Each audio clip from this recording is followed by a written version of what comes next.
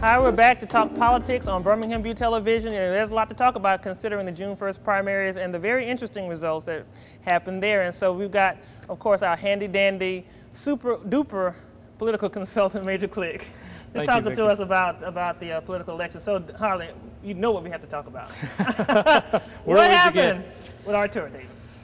Oh, I think the congressman ran a miserable campaign. This was one of the greatest flops in recent memory. Really? I mean, he started out as the heads-on favorite. He is, in essence, this year's Hillary Clinton in Alabama. What? He came into this race the favorite. Mm-hmm. Then he, after his crucial vote against health care reform, that was devastating to him. Yeah. Then he alienated the various constituencies in the Democratic Party, whether it was the African-American groups such as New South Coalition, ADC, AEA. He seemed to turn his back on the base. He ran this campaign like it was a general election and not a primary. That's exactly and that was a lot of the problem. And that was a lot of the problem. But at the end of the day, he knew he had to place a certain base. I mean, was this just ill-fated to begin with? I mean, could he just stayed where he was and done a better job? Or absolutely. I think Congressman Davis is a plenty smart guy. He just didn't run this campaign the way it had to be run. And this is going to go down, I mean, as one of the greatest upsets in Alabama history, I think, because of the campaign he ran. I mean, this wasn't just a narrow margin. This was a pretty convincing defeat. I think when you get 60 to 62%, wow, that's voting against you, and the especially problem, his own district, exactly. He lost 2-1 in the Black Belt. I mean, that was humongous. And then you look at the national impact today. The national media is saying, Alabama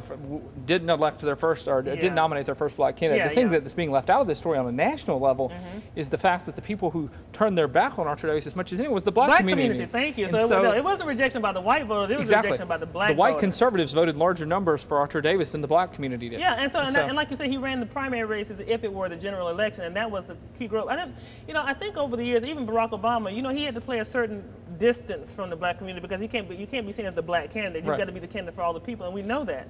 But healthcare, in so many ways, it transcends race. It really is not a racial issue, but it has been made that into by the crazy people on radio and TV talking about Obamacare. Right. When actually this was just maybe a watered down version of a Republican version of healthcare. And Mitt Romney supported the same thing in Massachusetts, for God's sake. This was not an outrageous bill. This is not some kind of socialist takeover. No. But because it was painted in that way, there was probably no way he could win. Had he voted for healthcare. But at the same time, and especially in the African American community, you feel that your vote is not important. So when somebody who looks like you and who's supposed to be representing you, this is the very thing that helps your people. I think it was just a portrayal that people just could not get past. Yeah, I think you're right. And if we go back 10 years ago, we saw this with Congressman Davis. The first time he ran against then Congressman Hilliard, it was the same issue. I mean, almost, is he one of us? Can he relate to the black community? I mean, here's a Harvard-educated lawyer. And then at first there was some skepticism. He lost the first round. Then he comes back 2 years later and beats then Congressman Hilliard. Now we see again. Now a lot of people are telling me today everything we suspected about Artur Davis was right. He was a sellout all along. And so I mean, I think it's very interesting how this all unfolded. Unfortunate for him, but Commissioner Sparks now moves on to November after the Republican nominees determined in 6 weeks. A lot of people call him a one-trick pony especially in terms of his bingo lottery type thing. I don't really know very much about him in terms of what his past has been in terms of, he was an agricultural commissioner, for God's sake, so it's not like he's got a big, long record of how he votes on certain things. But what is it that you see that he brings to the table, and can he, how well do you think he might do in the general election? I think it's going to be an uphill battle for anyone in this political climate, honestly. But Commissioner Sparks is a strong candidate. His message is consistent. He resonates. He is one who transcends racial lines, as we saw in this election. He works well in the black community, and the rural white voters identify with Commissioner Sparks, too, which is a crucial part of this election that's going to determine this. So I think in terms of revenue, he's got an issue, how we're going to find more money for schools, how we're going to fund transportation, how we're going to fund Medicare. He does talk a lot about gambling, and he said many times that's not the panacea for all of Alabama's problems. I'm glad he said that because, it sounds like it is, because it's not. It's only a step in the right direction, but he has said, if we're going to find additional revenue sources in the state without raising taxes, this is one thing we need to look at. And it's something I think that it'll be interesting to see how that plays out in the fall. Well, it will. And so how would that, speaking of the fall and the Republican side, I don't think it was very much of a surprise about Bradley Byrne, but Tim James just started shooting up with these ads about we speak English, only in Alabama, and I'm a businessman, common sense, all that kind of stuff. And it just really played well in the Peoria. Does it to you? I think Tim James did play well. He played into the angry white male syndrome, is what I call it. The disenfranchised voter who feels like people don't connect with me, people don't understand me. I get up, I go to work every day, I do everything right, I pay my taxes. Yes, sir. And obviously this was a very targeted ad when he said this is Alabama, learn English. Someone made the great rebuttal. What about the Mercedes executives in Vance? What about the Hyundai people? These people are bringing in jobs, they're bringing economic development to this. So we know who he was appealing to. The dark horse here is Robert Bentley. Dr. Bentley stayed above the table. Yes, he ran a remarkable campaign. Didn't hear a peep out of him. You didn't. And now the man is theoretically in a runoff with Bradley Byrne, who the former Democrat, former chancellor, senator, school board member. It's going to be very interesting over the next 6 weeks to see how these two play it out. So what messages do you think that people want to hear right now? Because you still have this, kind of reactionary against Barack Obama. They want to do you think the Tea Party type mentality is going to really play itself out here? And also because, this played out on a national stage, it looked like we've rejected, a black candidate. It looks like we've got an arch conservative who wants to protect English only. Is this going to impact the way the businesses that we can attract to Alabama? What do you think this governor has got to say in order to first get elected, but then also bring those people to Alabama? He's got to say Alabama is a part of a larger picture. It's a part of the U.S. It's a part of the world. Like you hear Commissioner Sparks. It's part of his job as agriculture commissioner. He traveled around the world. He went to Cuba. He opened industry there. Yeah. So Commissioner Sparks has already begun reaching outside of Alabama, and I think Bradley Byrne has done a good job of reaching out, saying he immediately sent out a rebuttal to what Tim James had to say, saying Alabama is open to everyone. This is a state that welcomes people. We're an inclusionary state. Yeah, yeah. And so if Tim James does make the runoff, which I'm seeing right now, he's probably not going to make it, and it's probably a good thing for Alabama, if the truth being known, from a business perspective. Now we rejected the first black African, the first black governor. Now this guy, that could be the first conservative businessman who wants everyone speaking English.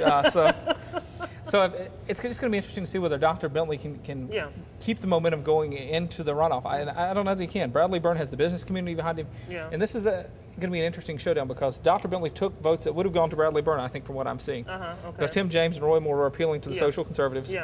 Bradley and Dr. Bentley were appealing to the business conservatives, and turnout's going to be the issue. In 6 weeks, you're looking at who comes back. It's going to be the base of the party, and they're business people, so you have to think Byrne has this race to lose at this point. You think so? So has he hasn't really made any really major flaws right now, except, and depending on how you look at it, his attack on the AEA, and I know that's rattling a whole lot of cages when it comes to the teachers. As much as we talk about the AEA's control over the state, teachers are looking at jobs right now, and they're very nervous about the proration. He's rattling a saber over the education system and how it works in Alabama. And you bring up an excellent point. The question then becomes, do these teachers cross over and vote for Robert Bentley, assuming that he is the one in the runoff with Bradley Byrne? There's a very high possibility. I've heard a lot of Democrats say, if Robert Bentley's the candidate, Ron Sparks becomes a stronger candidate because the Sparks-Byrne race is harder to win than the Sparks-Bentley race because the name ID is not there. Ron Sparks has won 2 statewide races already.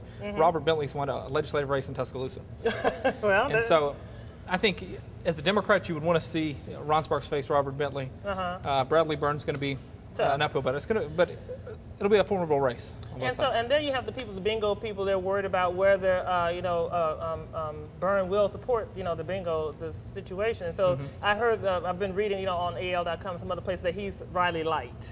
Is he going to come in? He's the hand-picked heir by Bob Riley. Okay. It's been a well-kept, well, maybe not a well-kept secret, but it's known in political circles that Bob Riley wanted Bradley Byrne to run, and he has said that he's against gambling. And I suspect, I don't know if he would continue the asinine raids we've seen out of this administration, but I think we would certainly see some anti-gambling legislation proposed.